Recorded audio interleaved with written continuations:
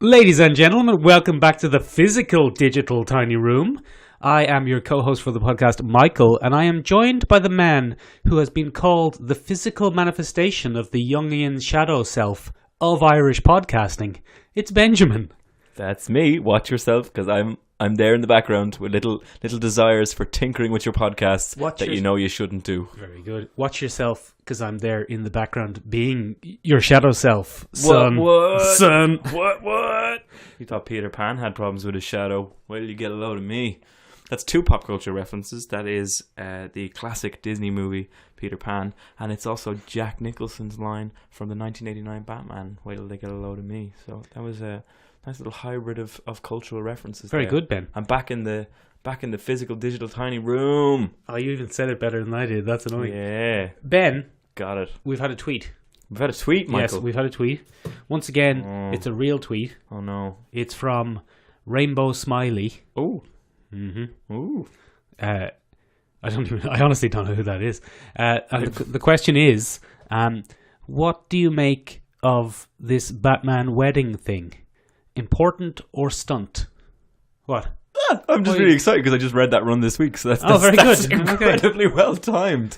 Well, first of all, I think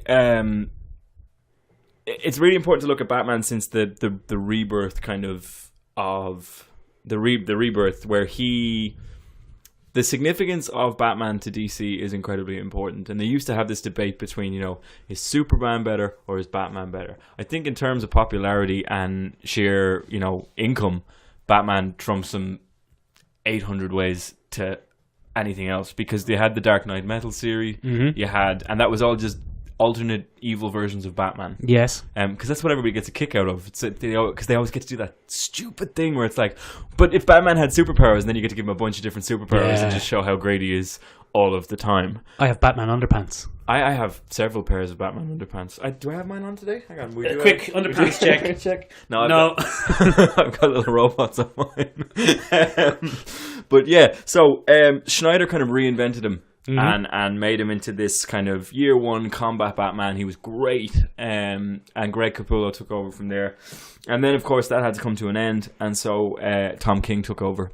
My friend Tom King? Not your friend Tom King, no. Okay. DC's Tom King took over as the main scribe on Batman, and he has done a fantastic job. Oh, really? On this, in a much bigger way. I'll get to the Batman wedding thing in a second, because as far as I'm concerned, bit gimmicky. Right, it's a bit of a stunt. It is a bit of a stunt, but I'm not certain they won't see it through. But we'll get to that in a second. Okay. Ben, this doesn't sound off the cuff. No, does it not sound off the cuff? No, people are not going to think that you really didn't know. It genuinely is. I had no idea this was coming up, but I'm very happy that it did. So Tom King is kind of taking it back. Scott Schneider was starting to play very much with, pushing Batman and putting him up against new foes and new enemies and expanding the rogues gallery, because Batman has the best rogues gallery in the DC universe. It's a well-held thing. Possibly in any universe. Yeah. And then for a really long time, the Joker was missing from that universe, and he brought the Joker back in two major league arcs that kind of re-established the Joker as a massive psychopath. You had the death of the family. Death of a family. There's Death in the Family, which is the famous Jason Todd run, and there's Death of the Family, which is the Scott Schneider run. The Bat Family. The Bat Family, exactly. Very good. Which was what the overarching theme and trope was for that particular run. Yeah, I'm back in the tiny room. First trope drop of the day. And then Endgame was the other one where the Joker came back. Now, where people felt that Scott Schneider kind of jumped the shark is where he played with this idea that the Joker was immortal. Did he? He played with this. So this is a spoiler for something that came out, I think, about 3 years ago. Oh, that's not a spoiler. Anyway, he played with this idea that the Joker has been immortal and has always been in Gotham City. Ridiculous. And really only made his presence very well known when Batman came on the scene, because he found someone who could challenge him after years. Now, obviously, this turned out to be a giant ruse by the Joker. He set up this whole thing. It's a ruse! It turns out that the way the Joker has been coming back over all these years, he has found a secret Lazarus pit underneath Gotham. Yeah. God damn it. So there you go. There you go. Okay, that's how you piss some people off. Because you remember that in Death of the Family, Joker had his face removed. And you'll remember that in Endgame he had it back and no one could figure out how he did that. A Lazarus pit. A Lazarus pit allowed him to do all that. And people were there going, but that's not what the Joker is. Yeah, he's just a madman. The whole point of Batman and the Joker is that they're normal people, two sides of the same coin. Exactly. One had a bad day, and exactly. You are the raging justice warrior, known as Mickman. Yes, and I'm the kind of psychotic thing that keeps dead bodies in his basement. Ben. That's why that's how it works. Bentity. The Bentity. Oh, nice. I like it. Sold. But anyway. There was a little bit of kickback from that, but other people really liked that he was so gloriously maniacal. And now that brings us to Tom King's run. Tom King has... My friend Tom King? No, not your friend Tom King. Oh, okay. I hope it's Tom King. I think it is Tom King. It is Tom King. Yeah, it is Tom King. Oh, thank God. But his run makes them a lot more human again, and two arcs kind of stand out here. One of them is the War of the Jokes and the Riddles, which has kind of been marked as a... kind of a new classic in the Batman run of things. It's like a Long Halloween or a Dark Victory or one of those. The latest addition to the good Batman stories. To the good Batman stories, Is that Joker versus Riddler? Joker versus Riddler in a massive war, and it explores Batman's psyche as he's starting out. It explores, why the Riddler hates the Joker so much and things like that. And the new ones that are quite interesting are the new stories leading up to the Batman marriage. So it's kind of invigorating. It's a bit silly. Batman has proposed to Selina Kyle, obviously. They are to be wed. Didn't she propose to him? Oh, is that how it worked? I can't remember. I haven't read that one. I think he eventually had to ask her. I think that was the big step.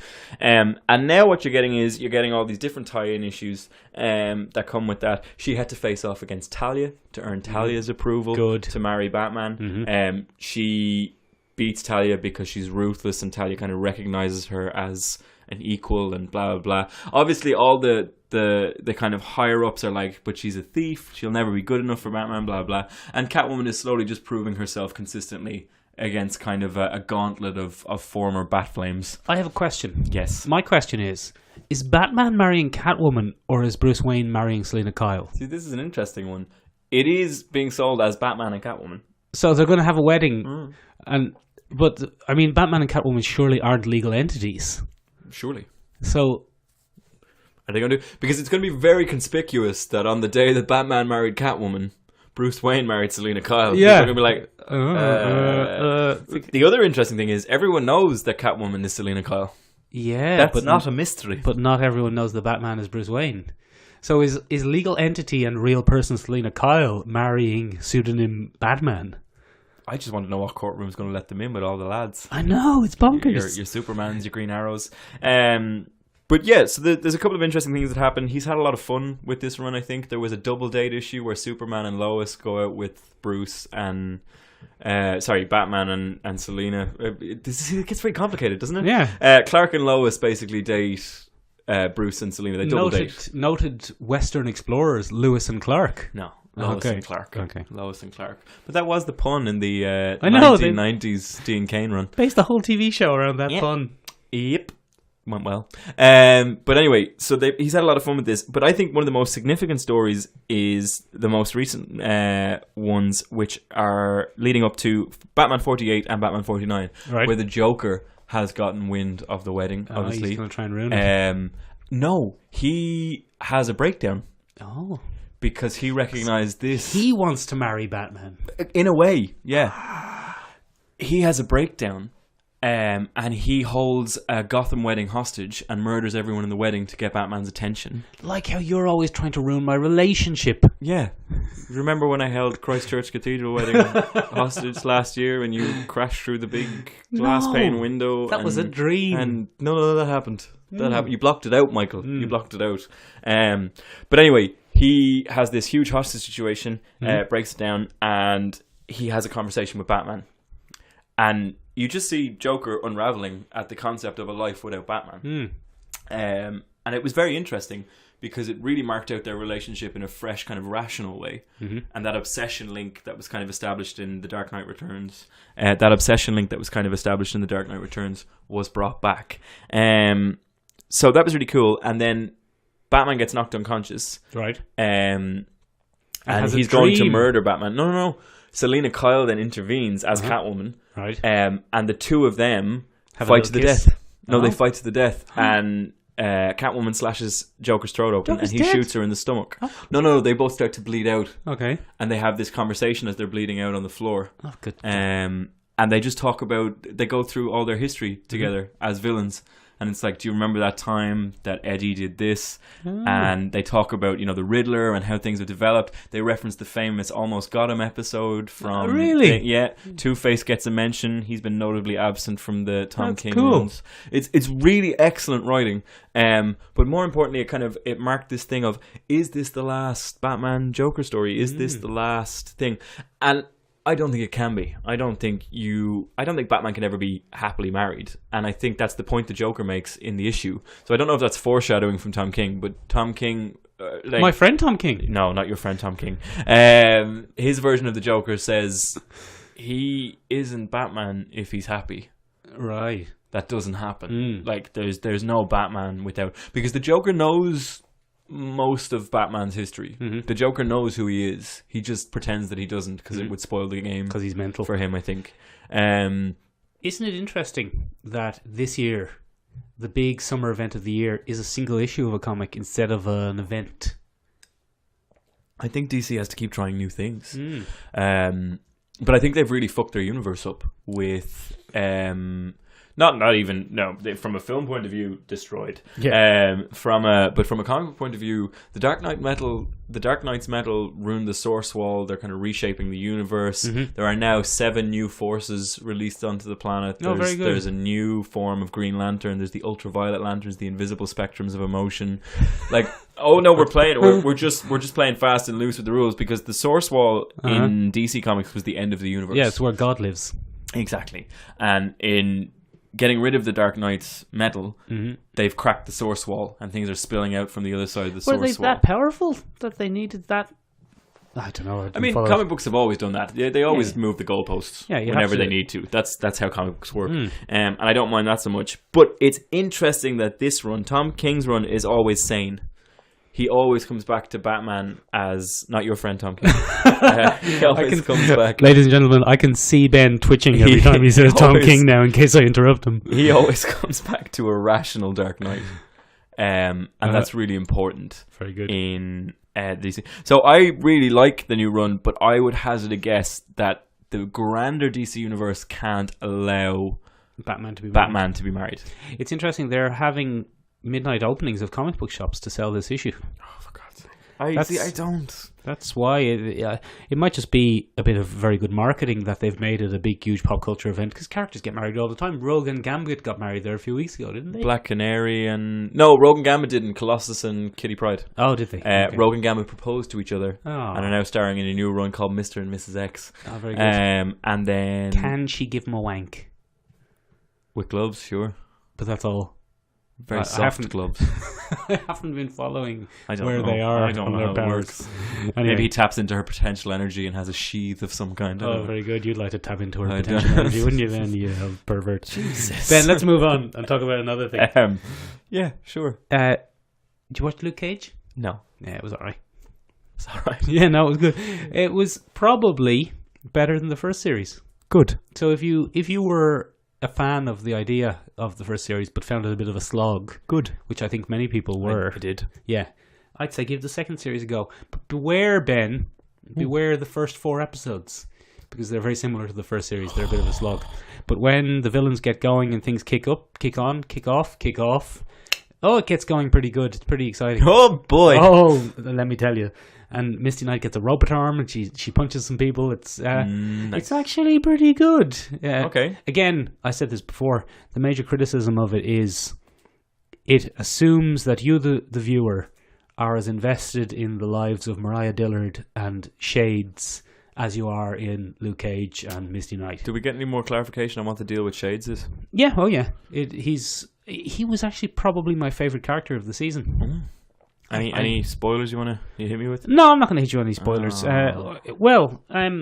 Give me something that interests you about him in season 2. He's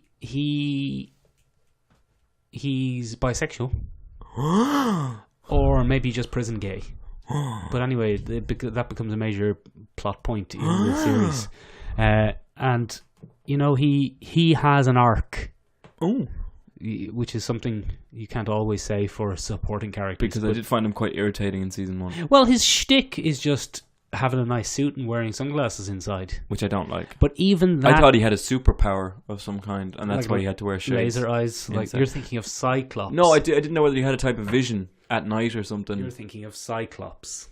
I was thinking Cyclops. Yeah. Ben, what were you thinking of? Cyclops. Yeah, I was thinking Cyclops. But he has an arc. Mariah has an arc. Oh, that's nice. The Bushmaster, the villain, very good. Very enjoyable. Some better choreography. The guy who plays Bushmaster, I think, is a better kung fu fighter than Danny Rand. Doesn't shock me. Danny Rand's episode is pretty good. You liked it? I did. It even made Danny Rand quite likable. You see, this is what I heard. I heard they fixed him. I wouldn't say they flat out fixed him, but it is like a 50-minute apology for his own they series. Just hard reboot all of a sudden? Pretty much. I can't remember exactly what he says, but he says something along the lines of, "I'm sorry about that. I'm not that guy anymore." And I was like, what? Are you talking to Luke Cage or the viewers? Oh, well, look. You live with your sins. I think let's give the creators the benefit of the doubt and say that they were trying to play the long game, where he was going to start as a spoiled billionaire, pain in the ass, and gradually become the real Iron Fist. Yeah, okay. And in that case, it's working. He's growing and learning as a character. It worked for Arrow. Yeah, but Arrow's gone off the rails a bit, hasn't it? Arrow has, but if you go back to season 1 of Arrow, it was very much a CW melodrama. Season 1 of Arrow was probably the best of that CW verse. Interesting that you say that, because I found it very, very melodramatic and very CW-ish, and a lot more. That's what they do, though, isn't it? Not anymore. Now it's pure superhero madness. Oh. Now it's just it's live action cartoons. No, I don't like that. Oh, well then why don't you like the Netflix shows? I do like the Netflix shows. I just don't get around to watching them because you're too busy. I'm not too busy. Spunking graphite all over the place. Sorry. Graphite. Do you want to explain that for the... No. What are we talking about now? That's an inside joke that Michael and I have. But for those interested, apparently I don't produce the regular male reproductive fluid. Yeah. And I ejaculate graphite. Yeah, because you're so artsy. Because I'm so artsy. Which is halfway between a compliment and an insult. Yeah, that's where I live, Ben. That's where I am. That's you where straddle that fence. That's what I do. That's he halfway. straddles that fence. So yeah, if you or anyone you know is interested in seeing a freak of nature, my email's down below. Just don't use this for hookups. Right into the pocket. It's not a hookup, Michael. Ben, in bad news, go on. Legend of science fiction has died. Stanley? No, he's still alive. Oh, good. Harlan Ellison. Oh, noted sci-fi writer. Noted sci-fi writer. Boy and Dog. Yeah, have you ever read that? No. Weird. I haven't read much Harlan Ellison, to be honest. Let's, just so people are following us, what's the name of the book? A Boy and His Dog. It's weird, post-apocalyptic, telepathic dog horror thing. Oh, it's gross. It's pretty weird. Like, sounds good. He was a shock writer. And a shock writer. He wrote for shock. He wrote for people to say he wrote that to be shocking, and then he would say, "Why, yes, I did." And I like that in particular. There's lots of rape in that. Lots of raping. Oh God. And I think it's been a while, Ben, since I read it. Spoilers for a book that came out 50 years ago. I think he kills his girlfriend at the end and feeds her to the dog. Oh, I think. Oh, I don't remember. I could have researched this, but I think he does. That's strange. Yeah, do you know a phrase that gets thrown around way too much in this podcast is "there's lots of raping." Like that pops up in this podcast a lot. Well, I would suggest a rebranding. What does that tell you about pop culture, Ben? That there's lots of raping. Lots of raping in pop culture. There's lots of raping in them there reels. He also got a credit on Terminator. Because he wrote for Marvel quite extensively. Yeah, he was a pulp writer, really. If we're being honest, that's what comics are. Yeah, there's pulp. He got the credit on Terminator because James Cameron stole his idea from Outer Limits or what's the other one? Twilight Zone episode. Do you know what? James Cameron is the greatest tosser Well, he's very rich now. to ever. Yeah, but He has his own submarine, Ben. But what the fuck does that matter? He could do a podcast in a submarine. Welcome to the Subcast with me, James Cameron. Surely it would be in the my Escape podcast or something. The Submerged podcast or something the like Escape that. Podcast. That's very good. Let's relocate. Let's find an escape pod. Contact James Cameron. Contact James Cameron and get in the sub. But James Cameron goes around nicking everything, doesn't he? Dances with wolves, with blue people. Yeah. Like, it's just... Look, what is original? No, that's fair. But I feel like a man the size of James... Do you ever see that very funny SNL sketch? With Ryan Gosling. I'm not normally a Ryan... I'm not... Well, no, I am a Ryan Gosling fan. I take that back. Sorry. You are. You're always going I'm around a a huge Ryan Gosling fan. I'm not normally an SNL fan, right, but I find their digital skits are often a lot better than the weird kitsch live stuff that they do. But it's a famous one where this man is obsessed with the graphic designer from Avatar because he just stole papyrus font and used it and nobody's called him on it. So it's this guy who has like a psychological breakdown and goes, "It's papyrus," and he keeps like tapping his... It's papyrus. Is it? He just has this... Pretty much. You can look at the sketch. It's very funny. We may include a link for it down below.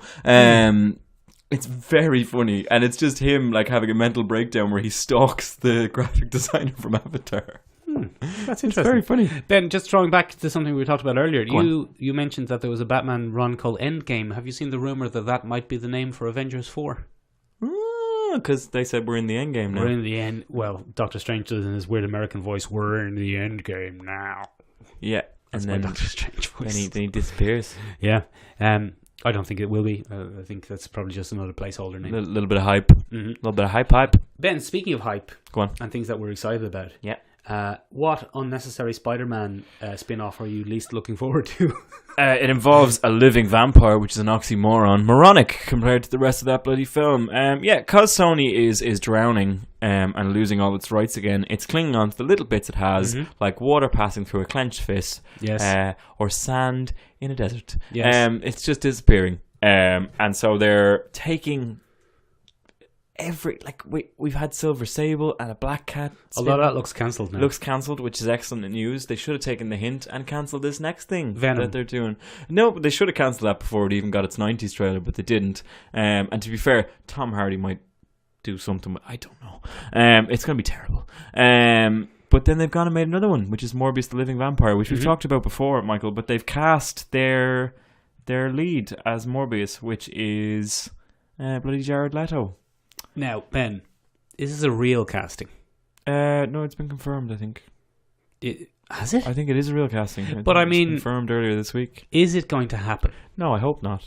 Let's hope it does. For Tom Holland's sake, because otherwise he's going to get a bunch of dead mice and seminal fluid sent to him in the post. Do you think there'll be a crossover? That's very much what Sony have seemed to want, right? They've always But I don't think Marvel wants that. No. I think Marvel is like... Sony at this point is very much like that cousin that your mum makes you play with and share your Game Boy with. You know, where you're like, he comes over and he's just a bit odd, and you're just like, oh, Cousin Jesus, Dave. Kieran, will you just, yeah, that's great. And your mum comes in, she's like, go play with Kieran. Go play with Kieran. He needs. And you're there going, I don't want to play with Kieran. Go It's like, play with just Kieran. take him out on the estate and hit the ball with them. He looks up to you. Take your hurl out there and fucking. Did you ever hurl? I have a couple of hurls. How country? I have a couple of hurls. And he's like, just take it out there and poke it around with him. And you're like, I don't want to, ma'am. So you're Kevin Feige. Yeah, you're And- Kevin Feige, and Marvel is like, we're contractually obligated. Go out there Go and on. take. So Marvel's your mother. Take Sony out there and poke And Morbius about Cousin it for a bit. Kieran is Sony. Okay, I got you. And you're like, I'm doing fine. What a convoluted metaphor. It's my property. I don't want to share it. I know. It's such a disappointment. I really hope Venom sucks. And do you know what the worst part is? Go Someone did a really cool concept art poster for Spider-Man Far From Home. Yeah, with where the the venom is crawling up the back of him. Yeah. And I was like, oh, someone listened to the podcast. they didn't. It's obviously a very common idea. Yeah. But Yeah, it was very fucking cool, wasn't it? It was. Very fucking cool. Do you know what? I went back and I really enjoyed the concept that I came up with, where him and the symbiote bond like a boy and his dog. But now that you've mentioned boy and his dog, I don't really want that creepy, to be like Tom Holland film. If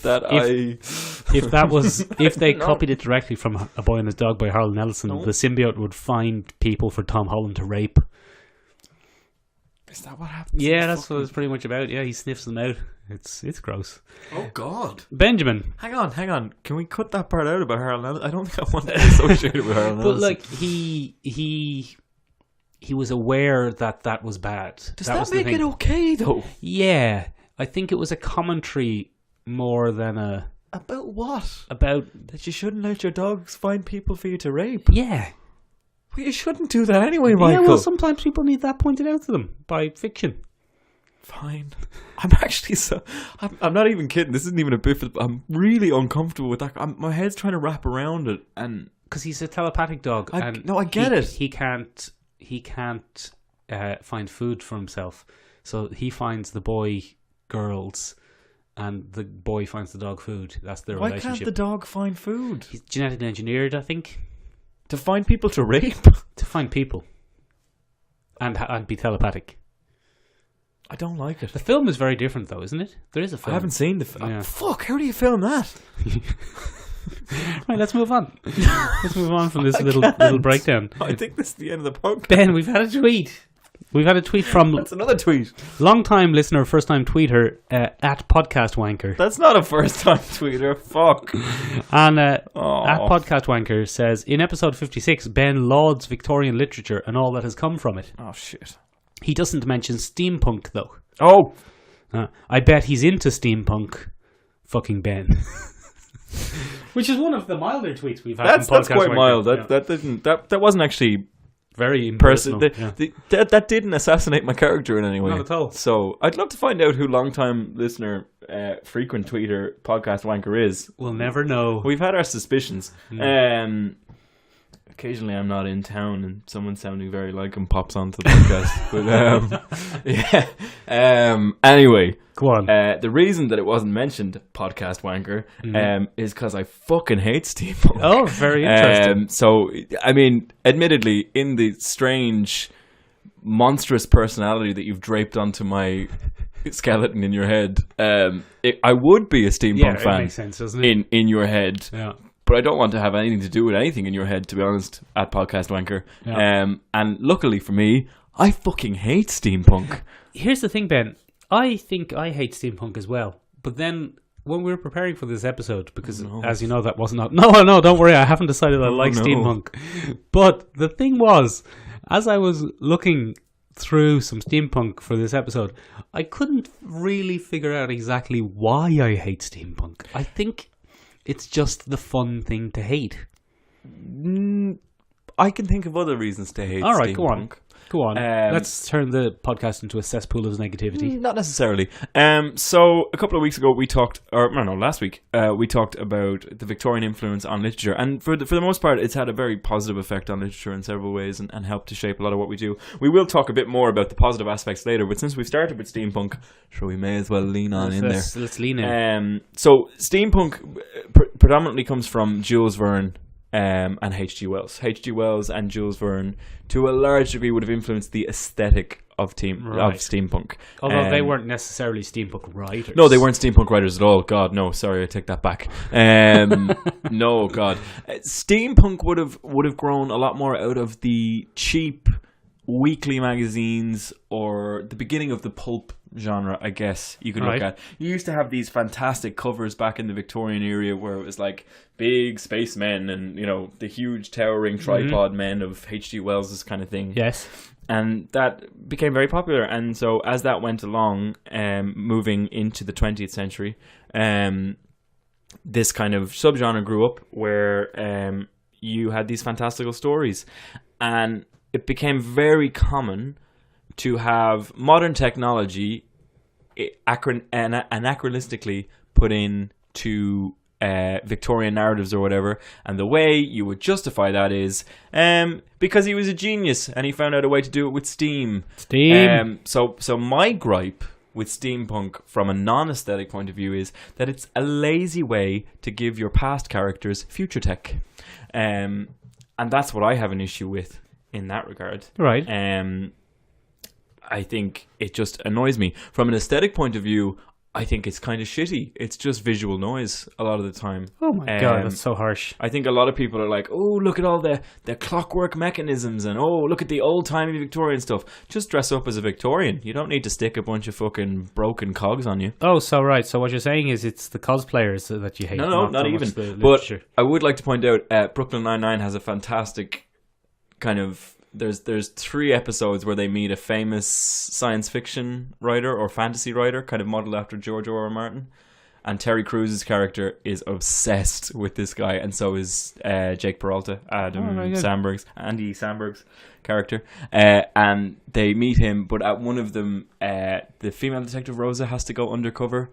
And there's a lot of steampunk cosplayers, and she's like, how do I go undercover? And Jake just turns around and says, you just stick a pair of goggles on. You already wear a black leather jacket and tight pants. You look like every female steampunk character ever.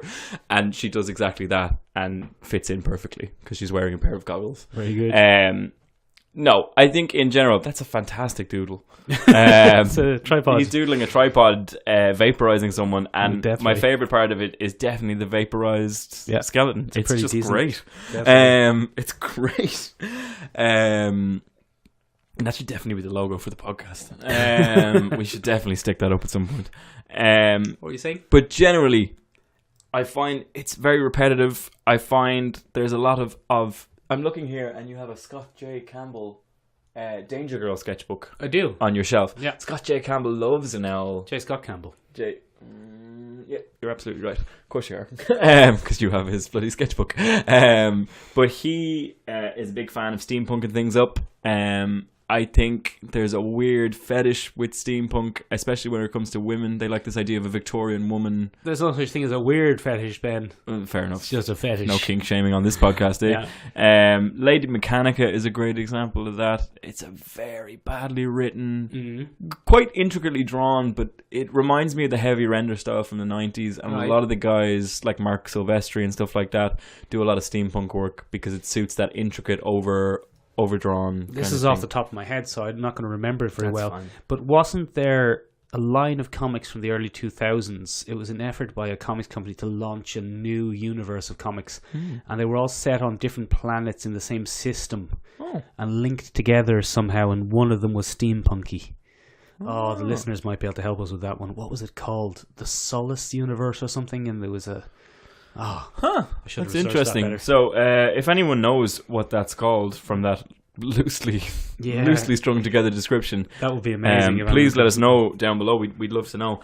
No, I think, like I said, for me, it's lazy writing a lot of the time, where it's like, oh, he's a genius and he figured it out, and now he has a laser gun that works on steam. But what about Wild Wild West? One of your favourite movies and favourite movie of the podcast? Well, it is a favourite movie of the podcast, but not for the reasons you'd think. I think that's a great example of steampunk gone wrong.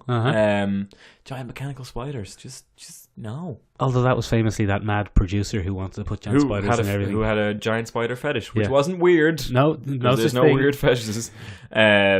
But I think a great example of that is where you push it too far. For example, Kenneth Branagh's character in That Survives, cut from just below the ribcage. Doesn't make any sense. He wouldn't survive that today. Let alone. You can't survive without any of your lower internal organs. Yes, you can. People can't see what you're doing, Ben. You can hear that.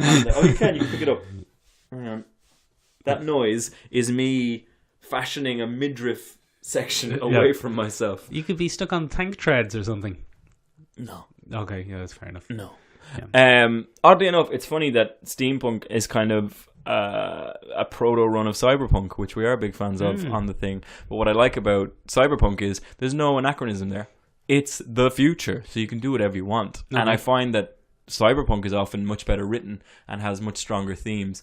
Very often when you read steampunk fiction, you get kind of the genius male lead character who's a scientist and runs around. I think China Mavier is a good example of this. China Mavier, I think that's how you pronounce his name. I'm not entirely certain. He wrote things like... I always said Melville. Yeah, because there's no L. That's the Is there thing not? until the end of the word. Oh. That's the weird thing. I get caught out in it all the time. So I've read a couple of things by him, particularly Perdido Street Station and The Last Days of New Paris. And he loves the steampunk aesthetic. But what I find with that is he likes an old mad scientist arc, and he loves to shove a mad scientist in with some steampunk stuff. And it's great for world building and stuff like that. He's very much the J.R.R. Tolkien of long, meandering kind of city descriptions, like every blade of grass or every piece of dust having a name, and coming from a long line of pieces of dust. Balathic, son of Balathmore. The speck of dust that roamed the 7 hills of Mogladif. That kind of thing. That's pretty convincing. And I don't like his stuff because his characters are very much, I suppose if you want to look at Jungian archetypes, they're all Jungian archetypes, but he doesn't really flesh them out all that much, and he gets away with it because he builds a big world using various aesthetics. Wasn't the character that we both enjoyed very recently, Sherlock Frankenstein, a steampunk-esque character? He's definitely steampunk-esque, but I think he advances to a whole... Give us a look at him there. He's there behind you. Where are we? Oh, there he is. Yeah, give us a look at him. We'll stick a picture of him in the thing. Yep, absolutely. He's not. Oh, he's pretty steampunk. He's very steampunky. He's very steampunky. He's got goggles on. He's got some jaunty goggles. Scarf. Yes, I suppose. He's got an old-timey gun. He also flies around with a helicopter yoke. Yeah. Well, I guess he's steampunky. Yeah. Oh, nuts. He's got a big old bloody tripod walker machine. Well, I suppose I think that maybe that's what annoys me more. I think maybe when you make a Victorian character, you tend to just slap steampunk on them. Right. And that's how that's how you identify your Victorian characters with a bit of steampunk. And I just don't think it's necessary, because I think if you read stuff like League of Extraordinary Gentlemen, you can give them great costumes with bloody normal Victorian wear. I don't think you need steampunk to mark your character out as a thing. But you're absolutely right, Michael. He's very steam. That feels very nice. It's a very nice matte cover. Yeah, it's a nice cover. Very nice matte cover. Look, Ben, we cannot extol the virtues of Sherlock Frankenstein and the Black Hammer universe by Jeff Lemire enough. Yeah, we love him. Ben, I meant to pick up, totally unrelated here, a little bit of a diversion.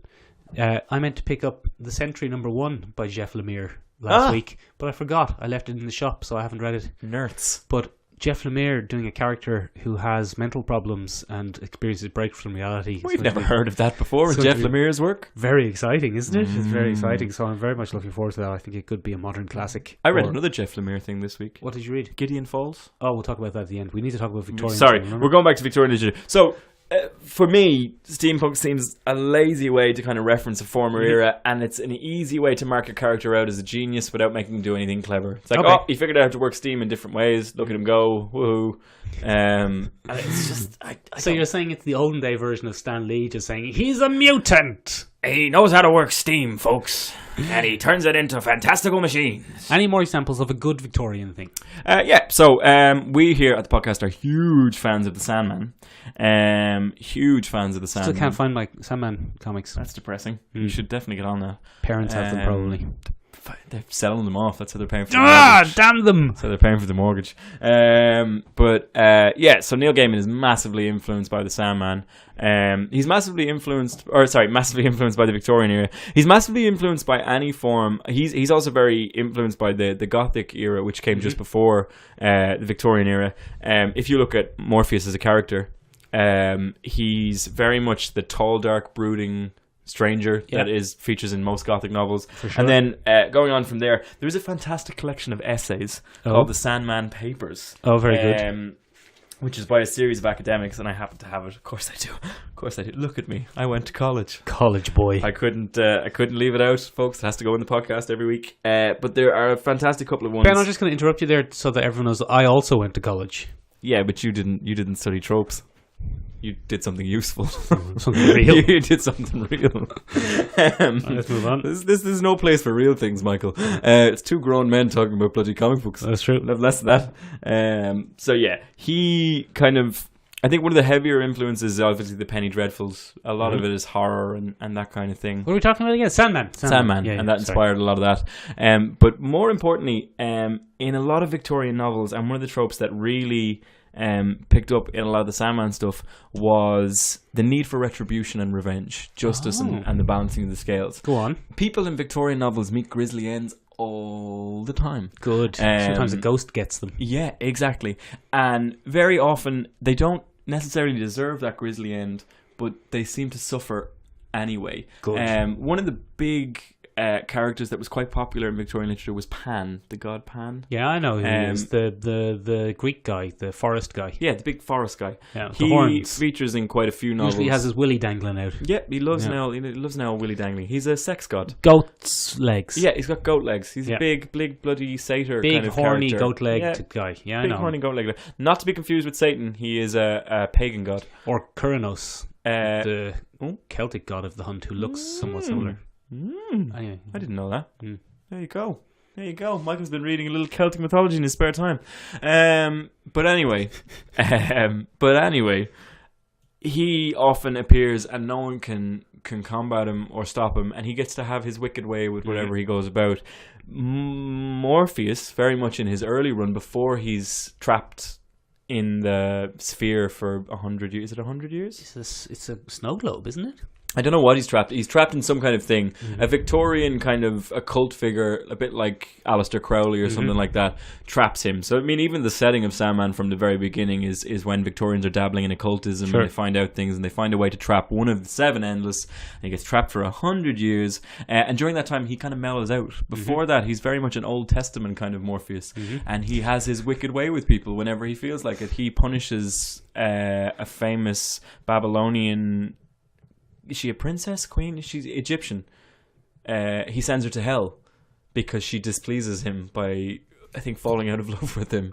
So he sends her to hell. That's why most women... No, I'm not going to finish that. Thanks, Michael. Thanks for saving the podcast there. But yeah, he is very much a form of kind of unfair punishment, and just so he's very much shaped by that. And then more importantly, Neil Gaiman kind of played with the stereotypes that were given to us by the Victorian era. So Orientalism, we've spoken about before in this particular topic. Orientalism is fascinating, and a guy in the Victorian era called Edward Said, he's kind of famous for writing a famous deconstruction of the Orientalist stereotype. So it's called Orientalism. It's very, very simple. And the key thing that you need to understand about all of that is that the way that the East was perceived, especially coming towards the end of the Victorian era, was very much the way that Western people wanted to see it. So it wasn't a very realistic depiction of... Yeah, exactly. That kind of racist crap that you get everywhere.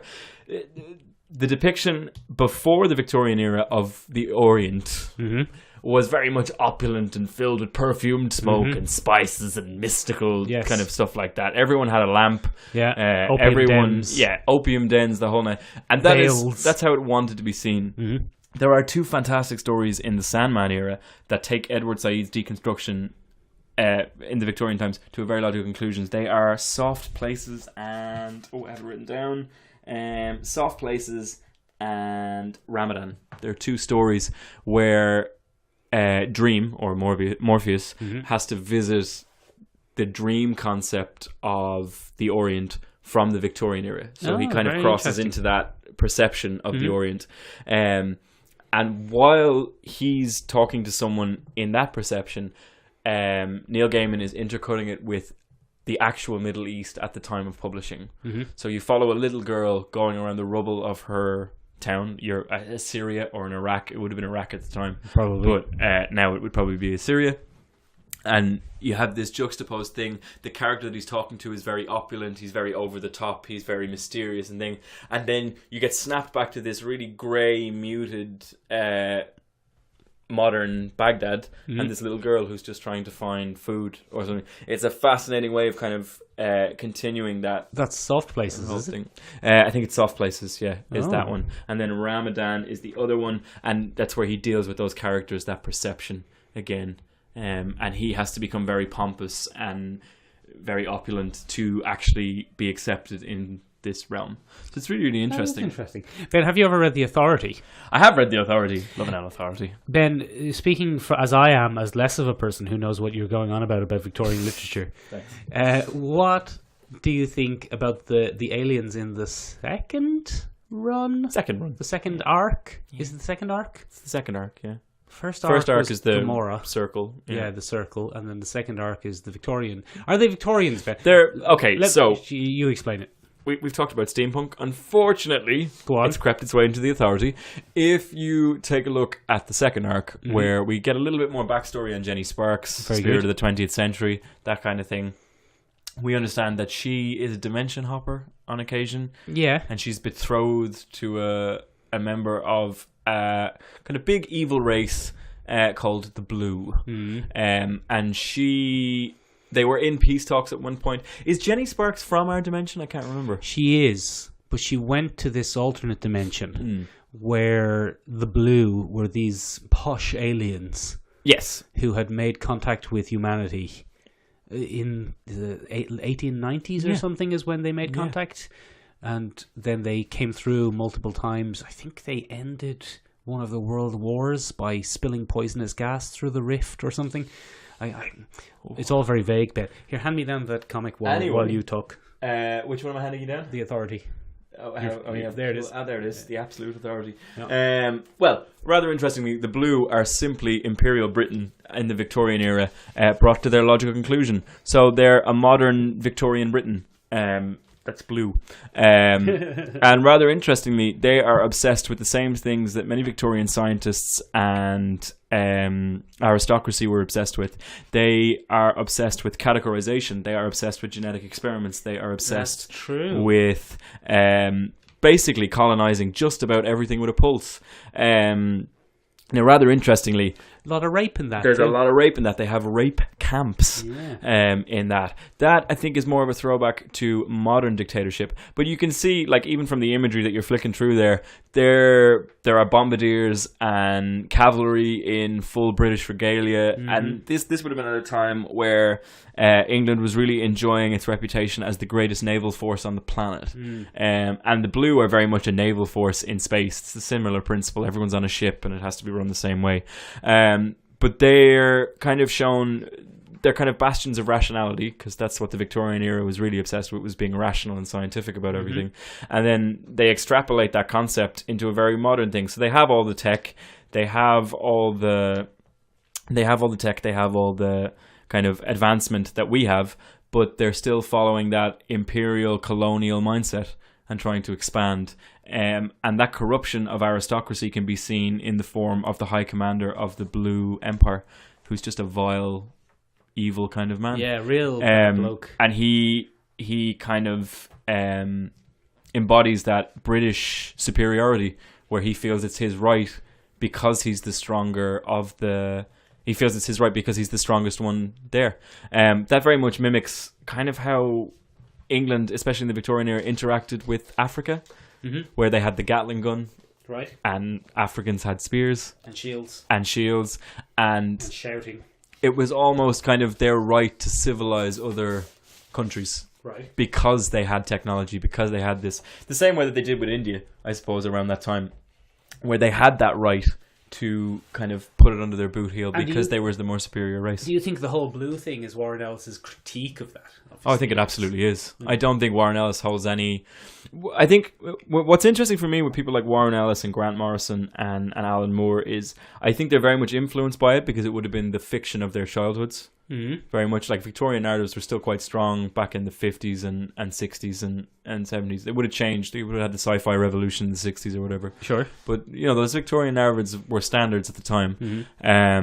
But I think also as they've grown older, especially Grant Morrison, who's Scottish, he probably has quite a bone to pick with that Victorian mindset. And the Scottish were, for lack of a better term, just a great ally to have that didn't really have much power at the time.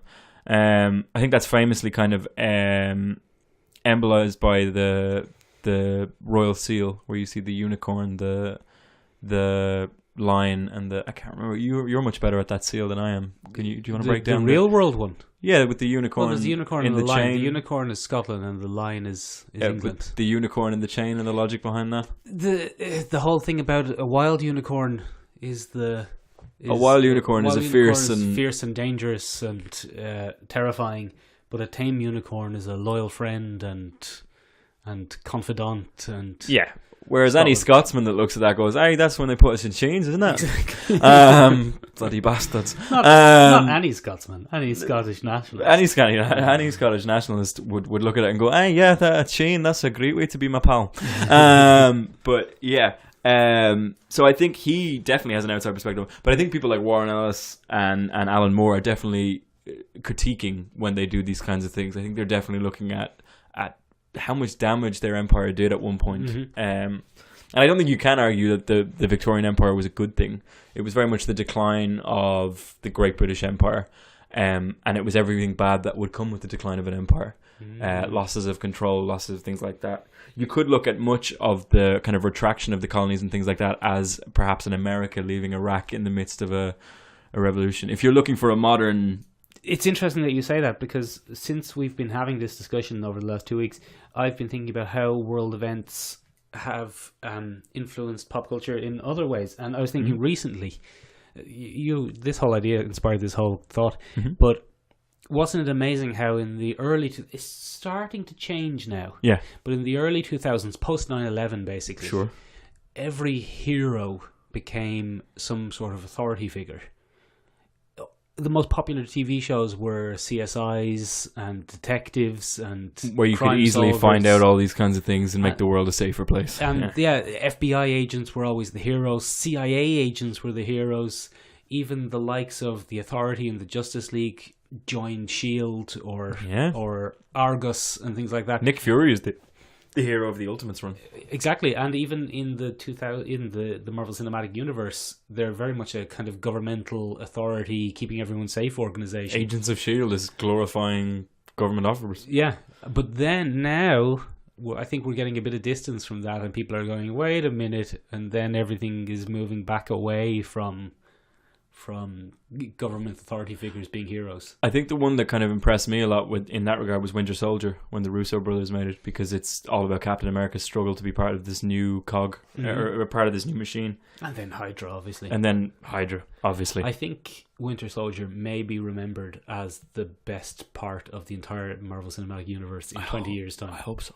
I think that will be the film. That will be the standout film. Hopefully not prophetic, although looking at the way the States is going. But then it's amazing, because I look back to my childhood, and when I was a kid, it was never government agents, because I grew up in the 80s, Ben. Yeah. And in the 80s, we were coming off Vietnam. Ooh. Where you couldn't be a big fan of that kind of thing. And all of the heroes were underground anti-establishment A-team. They were especially they were betrayed. Michael Knight was he wanted to solve crime, but he couldn't do it in the structure of the government, so they started their own organization. Exactly. Airwolf, they stole. That was it. Yeah. They stole the helicopter from the government because the government couldn't be trusted, and the government always wanted it back. Yeah, the government was always chasing to try and get it back. The Pretender. Oh yeah, Pretender. He was a trained government agent, but he defected and escaped, and it was a real subtle change. Maybe it wasn't that subtle, but it was just I didn't notice it because I'm a you think about it now, though. That's how these things work. Nobody notices it at the time unless it's very obvious.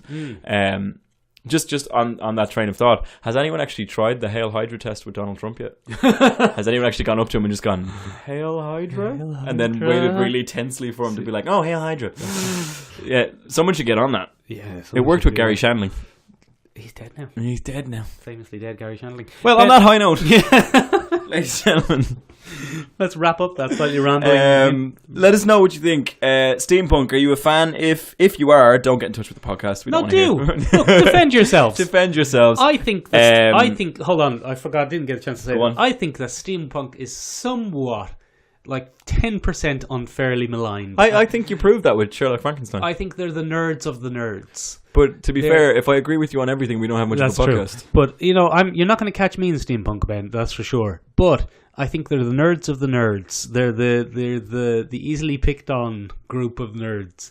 I don't understand how people who can wear superhero costumes can pick on people who wear Victorian costumes. Superheroes are cool.